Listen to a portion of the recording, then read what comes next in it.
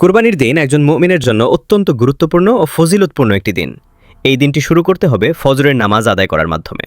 ঈদের দিনে গোসল করা, পরিষ্কার পোশাক পরা এবং সুগন্ধি ব্যবহার করা সুন্নাহ।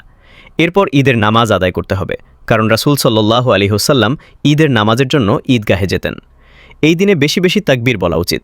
আল্লাহু আকবার, আল্লাহু আকবার, লা ইলাহা ইল্লাল্লাহু ওয়াল্লাহু আকবার, আল্লাহু আকবার, ওয়ালিল্লাহিল হামদ। এরপর আসে সবচেয়ে গুরুত্বপূর্ণ আমল, কুরবানি। হাদিসে এসেছে কুরবানির দিনের কুরবানি আল্লাহর কাছে অত্যন্ত প্রিয়। সুনান ইবনে মাজাহ। কুরবানির সময় পশুর প্রতি দয়া করা অত্যন্ত জরুরি। রাসূল সাল্লাল্লাহু আলাইহি ওয়াসাল্লাম বলেছেন, তোমরা জবাই করার সময় ভালোভাবে জবাই করো। সহিহ মুসলিম। এরপর কুরবানির গোশত 3 ভাগে বণ্টন করা উত্তম। 1 ভাগ নিজের জন্য, 1 ভাগ আত্মীয় স্বজনের জন্য এবং 1 ভাগ গরিবদের জন্য। এই দিনে বেশি বেশি আল্লাহর জিকির, দোয়া এবং এবাদতের সময় কাটানো উচিত। আত্মীয়দের সাথে সম্পর্ক বজায় রাখা এবং তাদের খোঁজ খবর নেওয়াও গুরুত্বপূর্ণ। আল্লাহ আমাদের সবাইকে কুরবানির সঠিক শিক্ষা বুঝে আমল করার তৌফিক দান করুন। আমিন।